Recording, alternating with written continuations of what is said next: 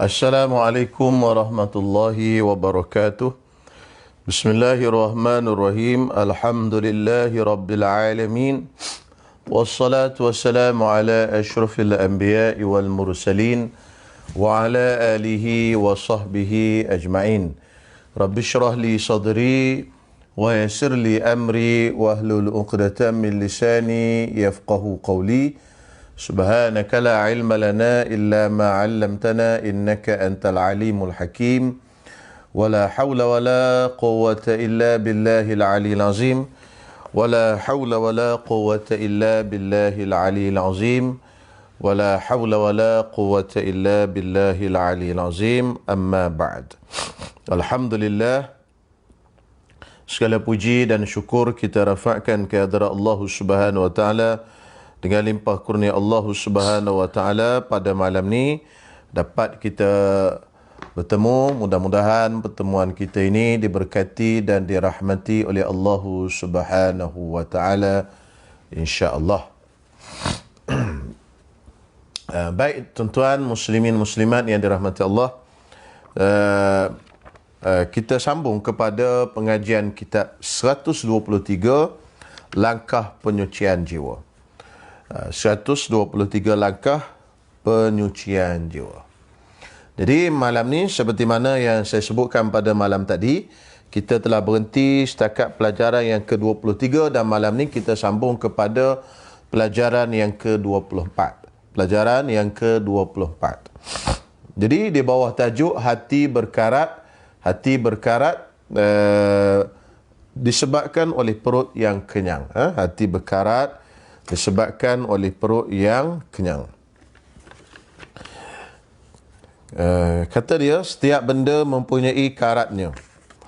Adapun karat hati disebabkan oleh perut yang kekenyangan. Kebanyakan logam terdedah kepada karat, begitu juga dengan hati. Iaitu apabila perut kekenyangan, perut yang sentiasa senak dengan makanan, menjauhkan hati daripada sifat takut kepada Allah Subhanahu wa taala serta merasai pengawasan Allah taala. Ini bukanlah bermaksud manusia tidak perlu makan. Tidak dia perlu makan, dan apabila kenyang hendaklah dia berhenti. Walau bagaimanapun seseorang patut berasa lapar sebelum dia mula makan. Seseorang patut merasa lapar sebelum dia mula makan.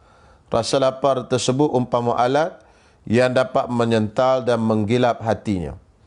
Adapun sekiranya dia hampir-hampir tidak pernah kosong daripada makanan, sehingga dia sentiasa mencari makanan yang boleh dinikmati, maka sesungguhnya insan ini pasti akan mengalami penyakit keras hati. Jadi tuan-tuan yang dirahmati Allah Subhanahu wa taala, antara benda yang menyebabkan hati kita ni menjadi keras banyak tuan-tuan semua. Maksiat. Kita buat maksiat lah yang paling utama sekali. Tidak jaga pandangan mata, bercakap benda-benda yang tidak berfaedah dan sebagainya. Di dalam pelajaran pada malam ni, pengarang kita menyentuh salah satu daripada perkara yang menyebabkan hati seseorang itu menjadi keras. Hati kita jadi keras, iaitulah banyak makan. Terlampau banyak makan. Bukan bermakna kita tak boleh makan. Kerana tuan-tuan semua, makan ni penting. Kerana kalau kita tak makan, dia boleh membawa kepada kematian. Bahkan dalam Islam, kalau kita tak makan, menyebabkan kita ni akan mati, maka pada waktu itu wajib kita makan. Kalaulah di hadapan kita ni tidak ada makanan yang halal nak dimakan, depan kita ada makanan yang haram je, kan? Jadi maka adakah boleh dia makan makanan yang haram? Jadi persoalan ini telah dibincangkan dalam kitab fiqh. Allah Subhanahu wa taala menyebutkan dalam Quran, "Famanitturra ghaira baghin wala 'adin fala ithma 'alaih." Barang siapa yang mudarat, tak ada makanan yang halal, ghaira baghin wala 'adin, yang tidak melampaui batas, fala ithma alaih, tidak berdosa baginya untuk makan benda-benda yang haram. Di depan dia ada bangkai, tak ada makanan yang lain yang halal. Kalau dia tak makan, dia akan jadi mati. Maka pada waktu itu wajib dia makan untuk yasuddu ramaqahu, untuk menutup ataupun mengawal rohnya daripada keluar. Kalau dia tak makan, mungkin rohnya akan keluar dan mati. Tetapi dengan makan yang berlebihan ini, dia menjadi punca bagi keras hati. Dan anggota yang paling utama sekali yang ada dalam diri kita ni adalah hati. Sebagaimana yang kita maklumi, Nabi SAW menyebutkan dalam hadis, ala inna fil jasadi mudghatan, idza salahat salahal jasadu kulluh, wa idza fasadat fasadal jasadu kulluh, ala wahiyal qalb. Ketahuilah bahawasanya dalam tubuh manusia ini ada seketul daging. Kalaulah ketul daging itu tadi baik, maka seluruh anggota badannya akan jadi baik. Kalaulah ketul daging itu tadi tidak baik, maka seluruh anggota lain tidak jadi baik. Seluruh anggota badan yang lain tidak jadi baik. Itu ala wahyal qalb. Ketahuilah bahawasanya dia hati. Jadi orang-orang yang menjaga ataupun yang berjalan di jalan ini, jalan menuju Allah Subhanahu Wa Taala ini, mereka menjaga hati mereka. Sebab yang kita nak bawa ni jumpa dengan Allah Taala. Allah Ta'ala sebut, yauma la yanfa'u malun wala banun illa man atallaha biqalbin salim. Pada hari, iaitu hari kiamat itu, tidak memberi manfaat malun, harta, wala banun, dan juga anak-anak yang ramai, illa man atallaha biqalbin salim. Melainkan orang yang datang bertemu Allah Subhanahu Wa Ta'ala biqalbin salim, dengan hati yang selamat sejahtera daripada penyakit-penyakit yang ada pada hati. Jadi mereka jagalah. Jadi antara benda yang boleh menyebabkan hati itu jadi keras, hati itu jadi rosak, ialah banyaknya makan. Sebab itu pada kuliah-kuliah sebelum ini, saya pernah ceritakan kepada tuan-tuan semua, arkanul wilayah, rukun seseorang itu untuk menjadi wali. Jadi maknanya perjalanan seorang itu nak menjadi wali, cita-cita seorang itu ingin menjadi wali Allah Subhanahu Wa Taala, maka dia kena memenuhi 4 rukun utama. Sebagaimana nak semayang, ada rukun semayang. Sebagaimana nak puasa, ada rukun puasa.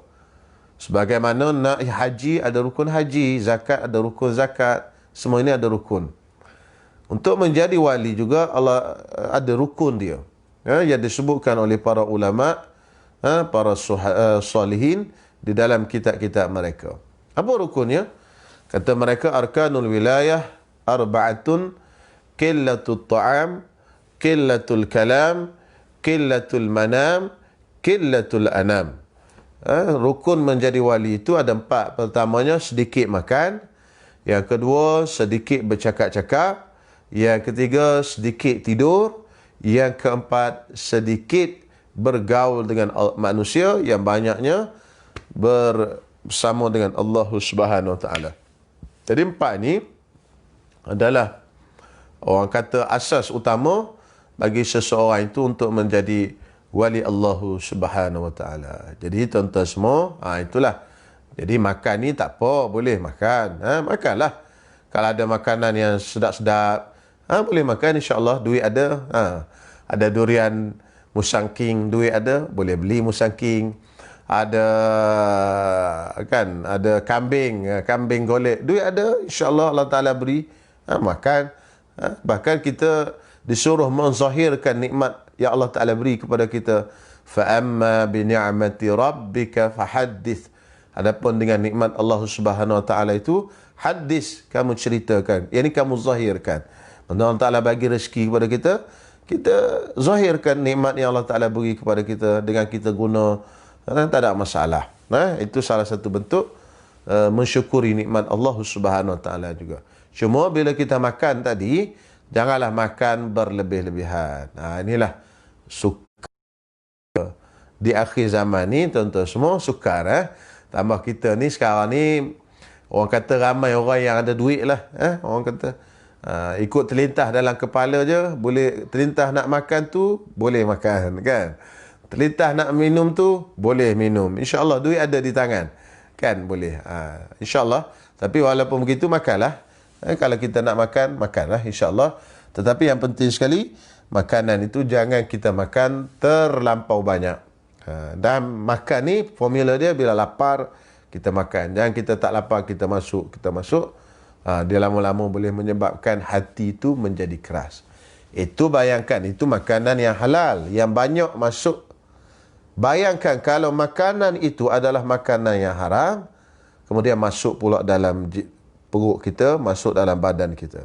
Benda itu adalah haram, kemudian masuk pula dalam badan kita. Kan? Lagi-lagilah keras hati. Yang halal pun banyak, itu pun menyebabkan keras hati.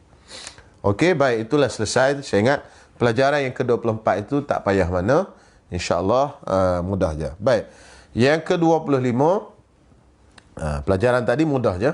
Nak amal je payah je. Kan? Makan sedikit. Baik. Yang ke-25, tajuknya tiada rehat bagi mukmin kecuali setelah bertemu Allah Subhanahu wa taala. Jadi tidak ada rehat bagi kita orang mukmin melainkan kita mati berjumpa dengan Allah Subhanahu wa taala. Tak ada waktu rehat. Bilakah saya nak berhenti beramal ni? Tak ada waktu berhenti beramal. Bilakah saya nak berhenti menuntut ilmu ni? Tak ada waktu untuk berhenti menuntut ilmu. Menuntutlah ilmu sampai ke liang lahat, sampai kita mati. Kan? Sebab tu ada pepatah yang mengatakan tuntutlah ilmu daripada buayan sampai ke liang lahat. Jadi maknanya benda yang kita buat ni, amal kebaikan yang kita buat ni tidak ada penghujungnya, tidak ada penamatnya melainkan setelah kita bertemu dengan Allah Subhanahu wa taala.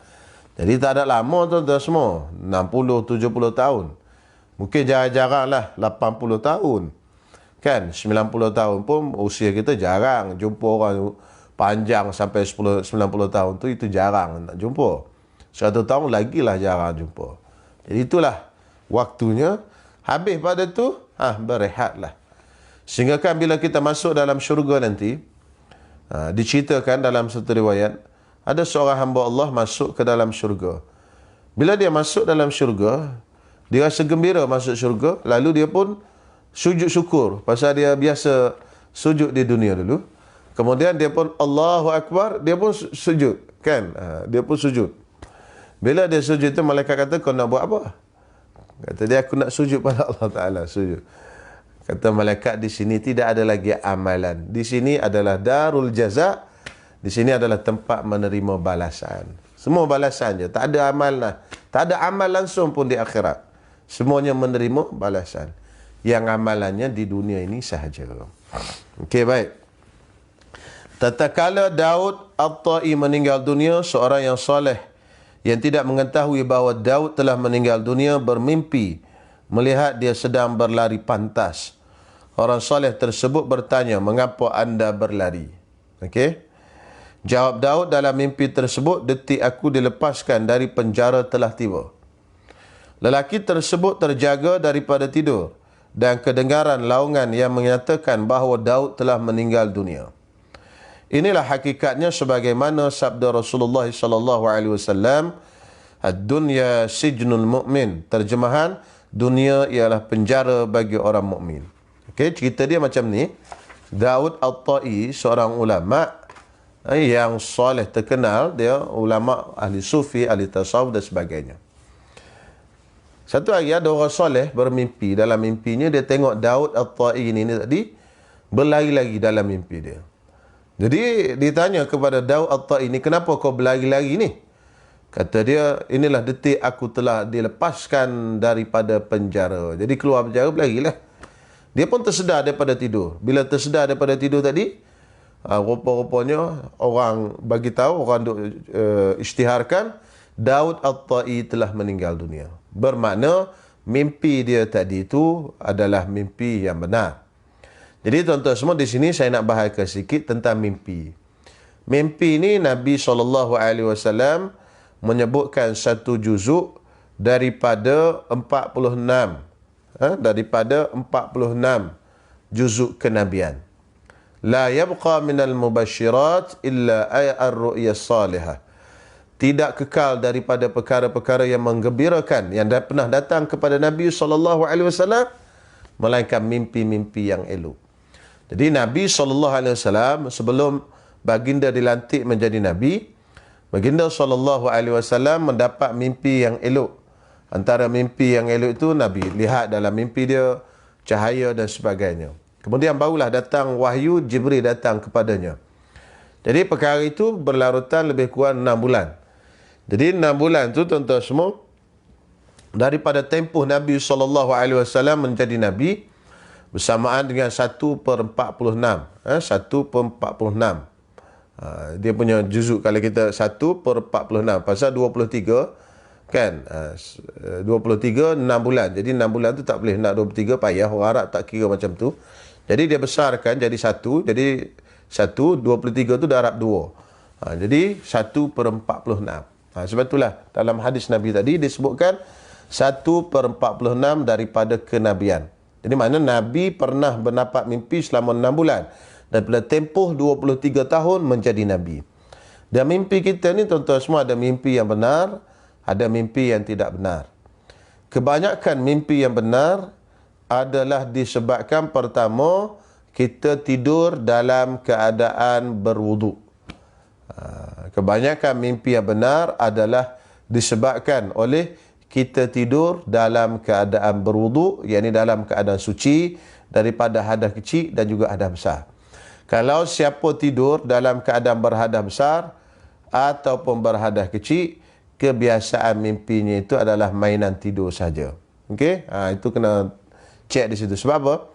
Sebab ada hadis Nabi SAW menyebutkan, siapa yang tidur dalam keadaan suci, maksudnya dia nak tidur tu dia berwuduk, kemudian dia tidur, maka bila keluar rohnya itu, roh ni akan dapat naik sampai ke arash. Maka bila dia tengok benda yang di arash tu, dia tengok benda itu benda-benda yang betul.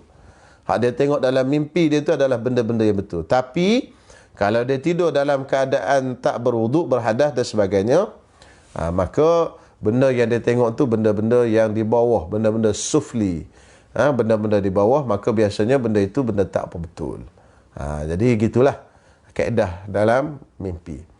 Jadi orang ni tengok Daud At-Tai telah berlari-lari. Jadi dia kata inilah hari pembebasan daripada penjara. Jadi benarlah Nabi SAW sebut ad-dunya sijnul mu'min, dunia ini adalah penjara bagi orang mukmin. Jadi orang mukmin ni, dunia ni nisbah bagi dia ni penjara. Satu hari ada seorang perempuan Yahudi datang berjumpa dengan Ibnu Hajar Al-Asqalani, pengarang kitab Fathul Bari, syarah Sahih Al-Bukhari. Itu syarah yang paling besar sekali dalam yang paling masyhur dalam syarah Sahih Al-Bukhari, nama dia Fathul Bari, dikarang oleh Imam Ibnu Hajar Al-Asqalani. Jadi Ibnu Hajar Al-Asqalani ini terkenal ulama besar di Mesir. Satu hari perempuan Yahudi datang berjumpa dengan dia. Dia kata, wahai imam. Kan? Jadi Ibnu Hajar Asqalani ini dia ialah ulama, adalah kenderaan dia, adalah pakaian yang selesa dan sebagainya. Wahai imam, aku dengar kamu mengatakan bahawa Rasulmu menyatakan dunia ini adalah penjara bagi orang mukmin dan sijnul mukmin, penjara bagi orang mukmin, wa jannatul kafir, dan syurga bagi orang kafir. Wahai imam, cuba kau tengok, kau sekarang ni dalam penjara ke dengan kemewahan yang kau ada ini, sedangkan aku ni miskin. Aku ni orang kafir yang kau kata ni miskin, tak ada pakai makanan dan sebagainya. Inikah syurga? Inikah syurga? Itu maksud dia. Jadi kata Ibn Hajar, bukan macam tu wahai makcik. Sebenarnya Nabi SAW sebut dunia itu adalah penjara bagi orang mukmin, nisbah kepada akhirat. Nisbah kepada akhirat. Kenapa? Kerana orang mukmin duduk di dalam dunia ini seperti duduk dalam penjara. Maknanya itu tak boleh, ini tak boleh. Macam duduk dalam penjara. Nisbah kepada akhirat, kerana bila mati nanti masuk ke alam akhirat, semuanya boleh. Arak boleh, minum itu boleh, macam-macam boleh tuan-tuan semua. Itu kata dia pada makcik itu. Dan dunia ini syurga bagi orang kafir, iaitu nisbah kepada akhirat. dibandingkan dengan keseksaan yang dia akan dapat di akhirat nanti, bahawasanya dunia ini seolah-olah syurga bagi orang kafir. Mana dia macam-macam boleh buat. Tapi kalau dah di akhirat nanti, kalau dia masuk, akan menjadi satu tempat macam duduk dalam penjara. Itu maksudnya. Bukannya maksudnya di dunia ni duduk senang, orang kafir senang, orang Islam susah. Dah. Nisbah kepada akhirat. Nisbah kepada akhirat. Lalu makcik itu dengar macam tu, dia terus mengucap dan menyatakan keislamannya di hadapan Syekh Ibn Hajar Al-Asqalani. Itu baik. Jadi kata dia lagi, bagaimana dunia menjadi penjara bagi orang mukmin? Jika orang beriman itu ialah orang yang soleh serta mengikut petunjuk jalan yang lurus, maka dia pasti resah mengenai kesudahan serta masa depannya di hadapan Allah Subhanahu Wa Taala kelak. Dia juga merasakan bahawa dia selalu mengabaikan hak-hak Allah. Oleh itu dia tidak tahu adakah Allah menerimanya dalam golongan mereka yang taat atau Allah menyumbatnya bersama-sama golongan penderhaka. Keresahan ini tidak akan meninggalkannya sehingga dia mati.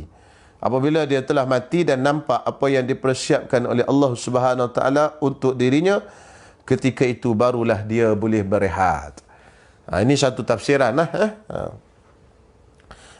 Jadi insan yang Allah Ta'ala mahu tamatkan hidupnya dalam kesolehan akan diperlihatkan kedudukannya atau diberi berita gembira ketika sakaratul maut sebelum meninggal dunia. Lalu dia mati dalam keadaan yang gembira. Jadi sebagaimana yang saya sebutkan pada kuliah yang sebelum-sebelum daripada ini, manusia ini sebelum dia mati, Allah Subhanahu Wa Taala hantar dia busyra, khabar gembira, ataupun khabar yang mendukacitakan. Jadi ketika manusia dalam nazak, tuan-tuan semua, ketika manusia di dalam nazak, Allah Subhanahu Wa Taala hantar malaikat, pembantu-pembantu kepada malaikat Israel, pada malaikat Malakul Maut. Maka roh mula ditarik daripada kaki. Roh itu akan ditarik daripada kaki. Maka ditarik naik ke atas. Sampailah kepada pohon, sampai kepada perut, sampai kepada pusat, sampai kepada dada. Sampai kepada halkum. Sampai kepada halkum di sini. Bila roh sampai di halkum ini, situasi ini dipanggil ghargharah. Maka pada waktu itu pintu taubat sudah ditutup. Pintu taubat sudah ditutup bagi orang mukmin. Maka kalau dia masuk Islam pada waktu itu pun, Islamnya tidak diterima oleh Allah Subhanahu Wa Taala. Sebab apa? Sebab dia telah sampai ke satu had yang dipanggil sebagai ghargharah. Ghargharah, pintu taubat telah ditutup. Pintu taubat ini terbuka, terbentang luas. Dia tidak pernah ditutup.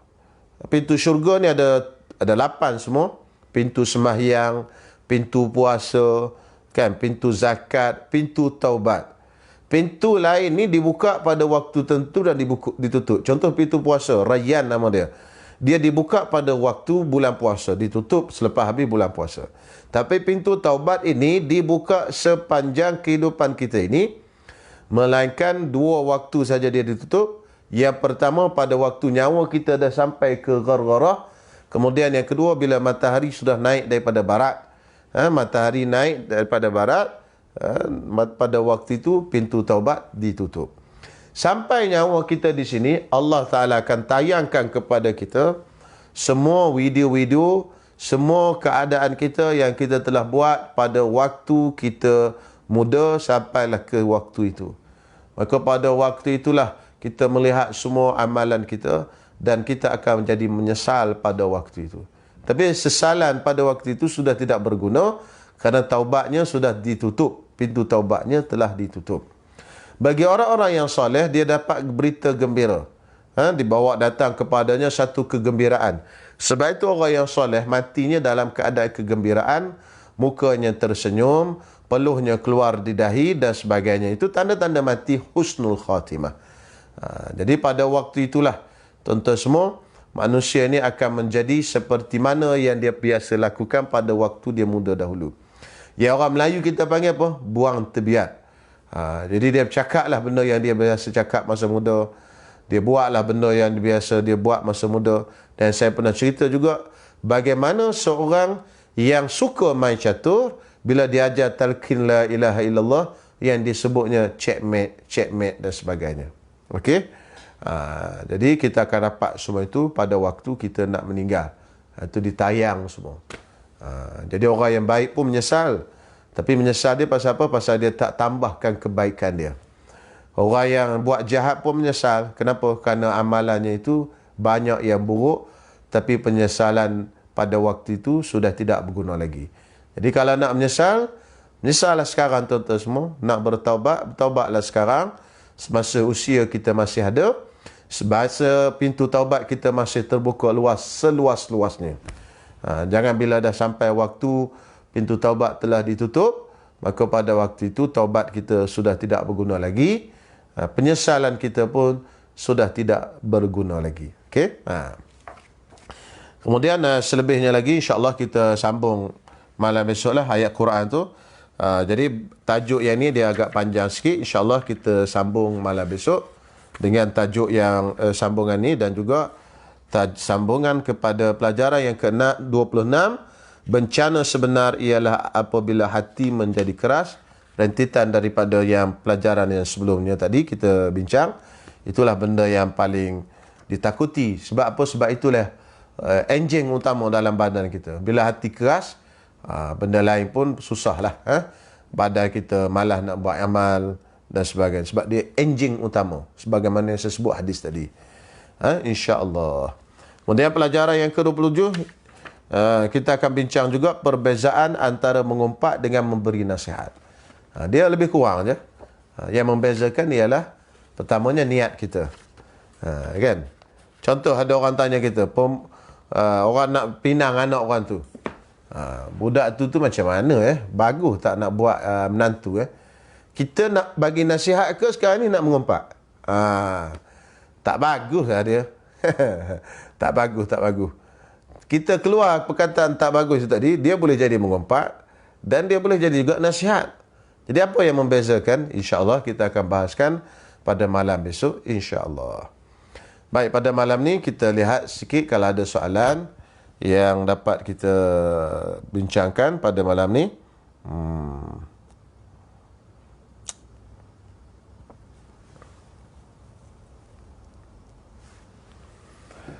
Sebelum saya pergi jauh, sahabat saya ni dia tanya awal-awal lagi soalan. Jadi saya jawab dululah. Boleh tak daging korban dan akikah kita buat kenduri sebahagiannya? Okey, baik. Hukum asal daging korban, sebahagian daripada daging korban itu wajib. Okey, sebelum pada itu, korban ini terbahagi kepada dua. Pertama, korban sunat. Yang kedua, korban nazar, korban wajib. Baik, kalau korban wajib, korban nazar, semuanya wajib diberikan mentah kepada fakir dan miskin. Kita sebagai yang buat korban, tak boleh ambil sedikit pun makan, tak boleh. Begitu juga orang yang di bawah tanggungan kita, tak boleh makan daging korban nazar kita. Okey, selesai jelas, tak boleh masak. Itu kalau korban wajib ataupun korban nazar. Yang kedua, korban sunat. Kita tak ada nazar apa, kita buat korban saja. Maka hukumnya berbeza daripada korban wajib tadi. Maka korban sunat ini wajib sebahagian daripada korban tadi. Bahagian yang kita dapat itu, korban itu tadi, kita wajib sedekahkan secara mentah kepada fakir miskin. Baik, katalah kita korban seekor kambing. Nak bagi mudah faham. Kalau lembu ni payah sikit. Dan kebanyakan sistem kita buat ni, kebanyakan sistem korban lembu kita buat ni tidak menepatilah kebanyakannya. Nanti insyaAllah saya sebut kemudian. Tidak menepati kaedah sebenarnya. Baik, kita kata korban kambing seekor. Baik, kambing seekor yang kita korban ini, kita sembelih. Seekor kambing tak boleh kongsi dengan siapa-siapa, seorang je. Okay, tak ada masalah, kita sembelih. Bila kita sembelih, dapat seekor kambing ini, kita lapar-lapar potong daging. Sebahagian daripada daging kambing ini tadi, wajib diberikan mentah kepada fakir miskin, walaupun seorang. Walaupun seorang. Macam zakat lah, boleh beri zakat kepada seorang. Walaupun seorang saja, fakir miskin, okey dah. Dah memadai dah. wajib diberi sebahagiannya secara mentah. Yang bakinya lagi kita nak masak semuanya dan diberi makan kepada orang yang lain daripada fakir miskin. Syaratnya orang Islam itu boleh, tak ada masalah. Okey, itu dia punya hukum. Jadi daripada 1 ekor kambing tadi, sebahagiannya wajib diberikan kepada fakir dan miskin dalam keadaan mentah. Sebahagian, tak kisahlah banyak mana pun sebahagian. Kan? Mungkin poho seketul ke ataupun 2 poho ke, terpulanglah. Sebahagian tu wajib diberikan kepada orang fakir miskin walaupun 1 orang. Jadi dah selesai dah kadar yang wajib kita bagi, maka yang lebih lagi boleh kita masak kesemuanya sekali. Okey, insya-Allah.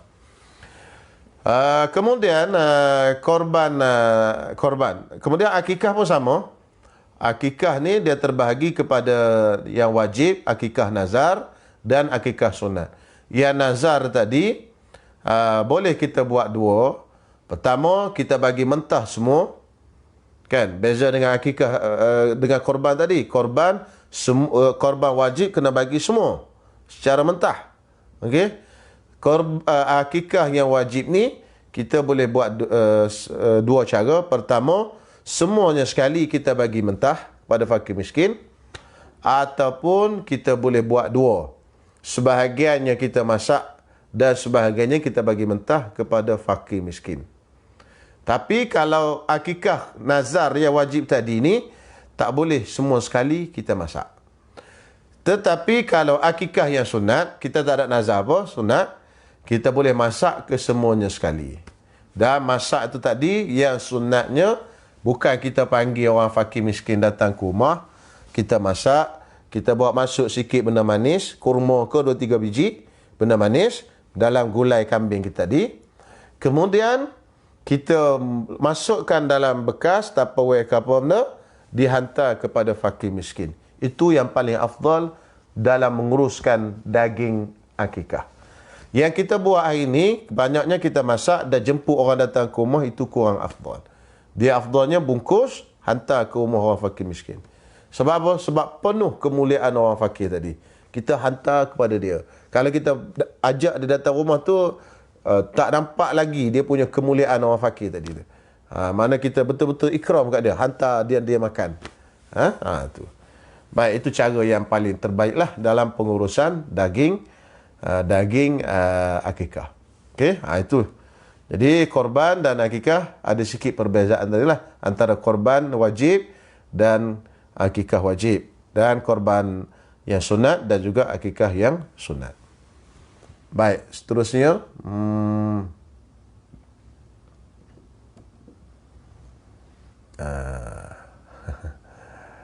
Okey. Mana soalan ni? Oh. Apakah amalan doa dapat bermimpi bertemu dengan Rasulullah sallallahu alaihi wasallam? Oh, amalan tu banyak, Tapi saya sendiri pun tak pernah lagi bertemu dengan Rasulullah sallallahu alaihi wasallam. Jadi oleh kerana saya pun belum lagi bertemu, saya rasa saya tak layaklah untuk jawab soalan tu. Kan, nak baca dalam buku boleh, banyak je amalan dia. Kan, berselawat kat Nabi sallallahu alaihi wasallam, baca surah Al-Kautsar dan sebagainya. Tetapi benda itu sekadar teori saja. Jadi saya tak sesuai lah untuk jawab kerana saya pun belum dapat lagi. Kan, anugerah itu belum dapat lagi. Jadi eloklah kita bertanya kepada orang yang dah dapat anugerah tu, apakah amalan yang dia buat sampai dia boleh mimpi. Gitu. Maknanya lebih tepatlah amalan tu. Jadi kalau saya bagi itu sekadar hanya teori saja, sebab saya pun belum dapat lagi mimpi seperti itu. Okey, mana dah soalan tadi? Kejahatan akan ditayang walaupun dah bertaubat ke Ustaz? Tidak, kalau bertaubat, semua itu akan dihapuskan. Kalau kita dah bertaubat, semua dosa-dosa kita akan dihapuskan, semua bukti-bukti akan dihapuskan, semua sekali. Tak ada lah benda tu. Yang ditayang tu kerana tak bertaubat lagi. Sebab itu disuruh bertaubat sebelum daripada kita ditutup pintu taubat tadi.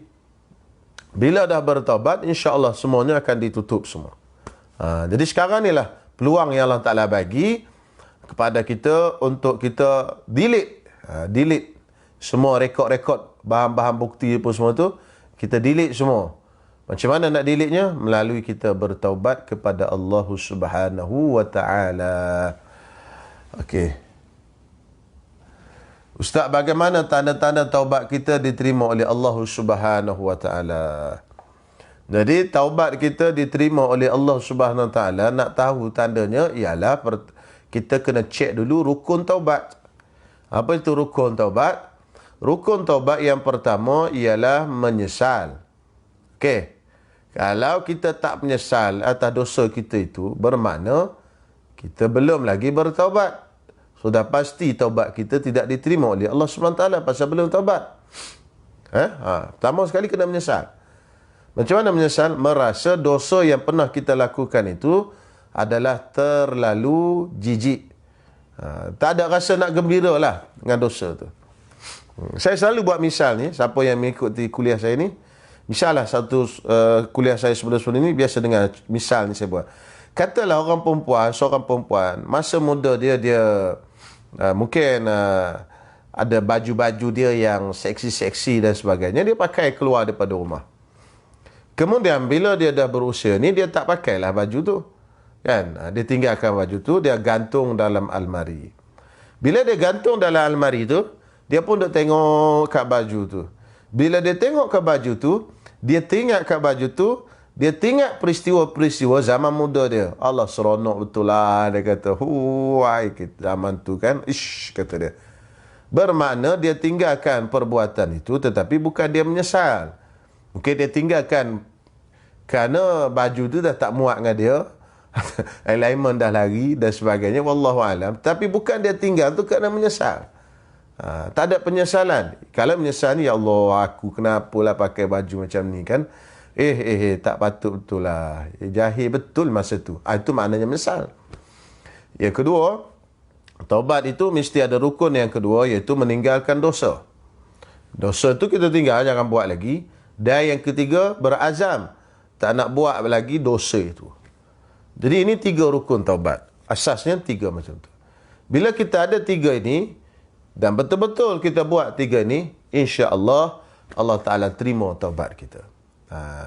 Jadi insya-Allah je, tak boleh nak bagi tahu confirm, insya-Allah. Kan kita tak ada siapa tahu. Sembahyang kita pun kita tak tahu diterima atau tidak. Cuma tanda-tandanya bila dah cukup rukun, bila dah cukup syaratnya, mudah-mudahan diterima oleh Allah Subhanahu Wa Taala. Begitulah juga sama dengan taubat. Bila dah cukup rukun dengan syarat dia tadi, insya-Allah taubat kita diterima oleh Allah Subhanahu Wa Taala. Tapi pastikan 3 rukun utama ni dibuat dengan betul-betul. Pertama, meninggalkan dosa kerana Allah. Yang kedua, menyesal di atas dosa itu, menyesal kepada dosa tadi. Kan? Ataupun kira terbalik. Yang pertama, menyesal di atas dosa-dosa yang telah dilakukan. Yang kedua, meninggalkan dosa itu tadi. Yang ketiga, berazam dengan azam yang bulat penuh dalam hati, tidak mahu lagi melakukan dosa itu tadi. Itu cukup 3 rukun, insya-Allah. Kalau dosa itu berkait dengan manusia, kena tambah satu lagi rukun, iaitu kena pergi minta halal ataupun minta maaf pada orang tu. Okay, tambah satu lagi rukun.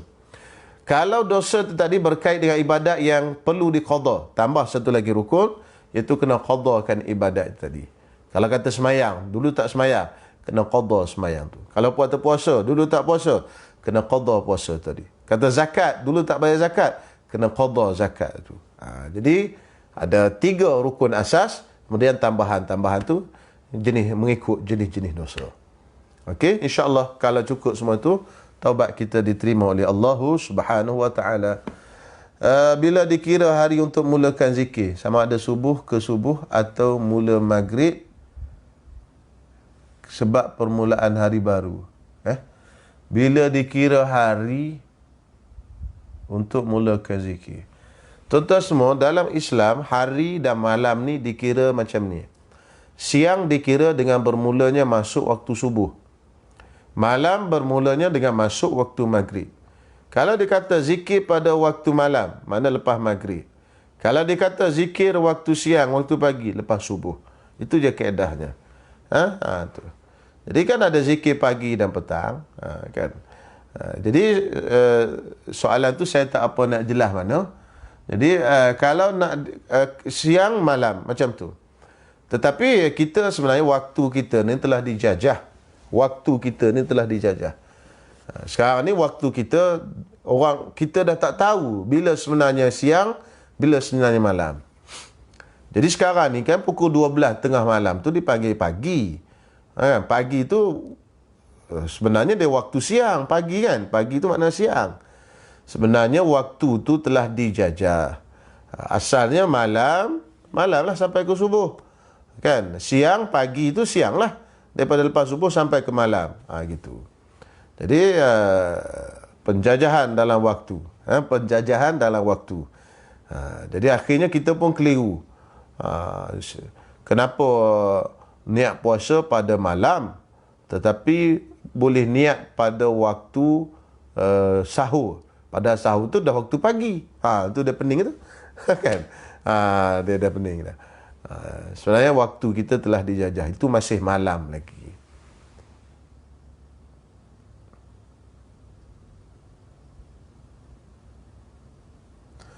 Zikir melembutkan hati. Zikir melembutkan hati ni banyak tuan-tuan semua.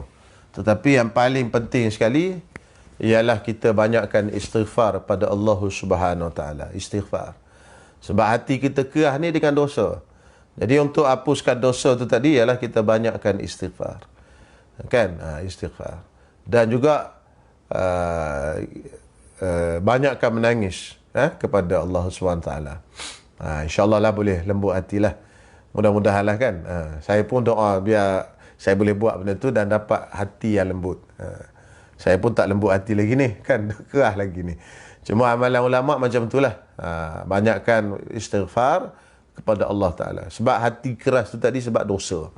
Jadi kita kena buang karat dia tu. Nak buang karat tu tadi kena dengan banyakkan istighfar pada Allah Subhanahu Wa Ta'ala. Kemudian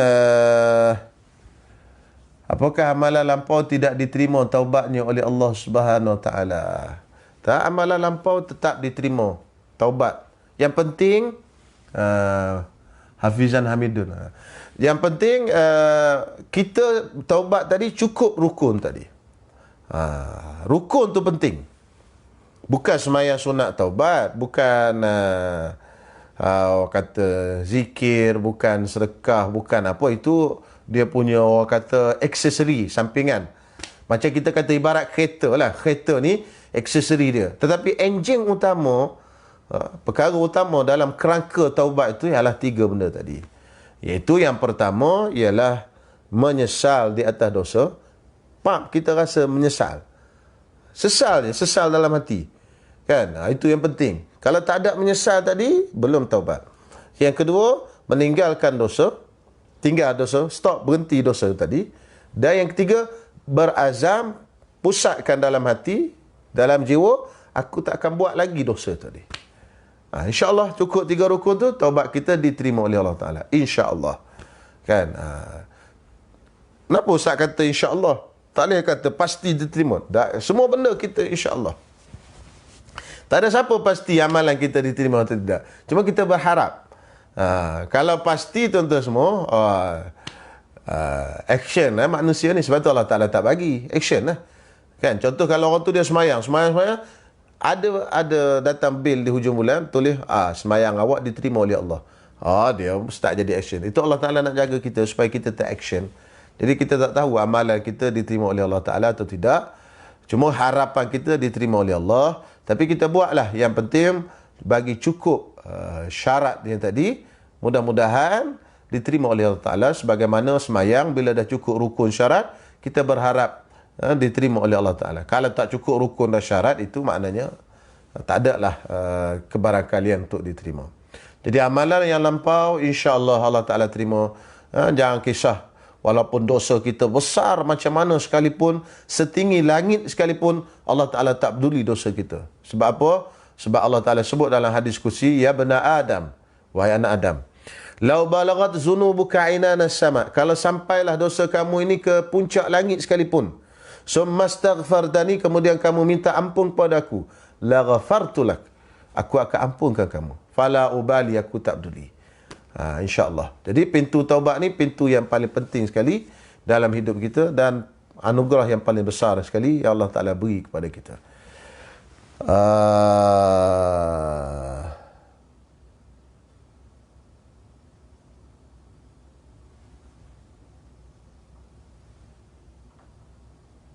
Okey.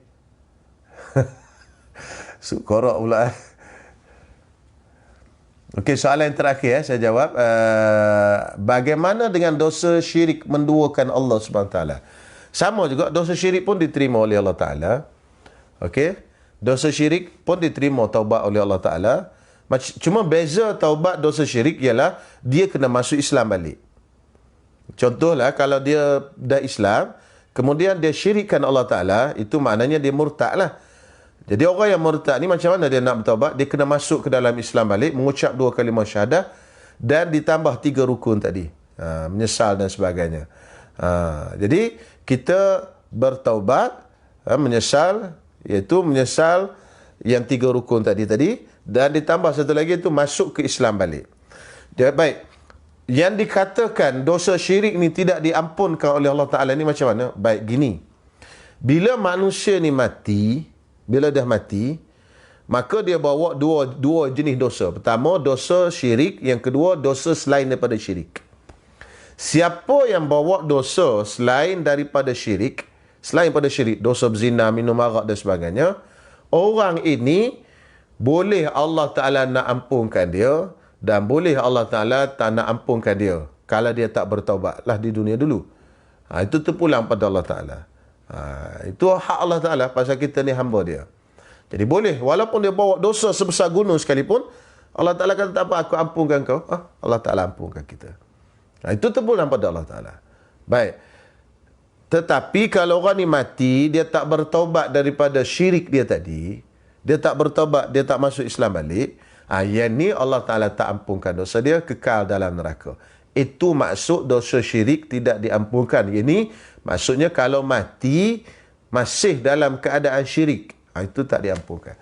Tapi kalau masa dia masih hidup lagi sekarang ni, dia bertaubat, masuk balik ke Islam, menyesal di atas perbuatan yang lampau dan sebagainya, berazam tak nak buat dah dosa itu, tinggalkan dosa itu, itu tak ada masalah. InsyaAllah Allah Ta'ala terima. Okey. Jadi kita kena ingatlah, maknanya yang dimasukkan oleh ulama, dosa syirik itu tidak diampunkan oleh Allah. Maksudnya dosa itu yang dibawa sampai mati. Dia tak bertaubat masa hidup di dunia.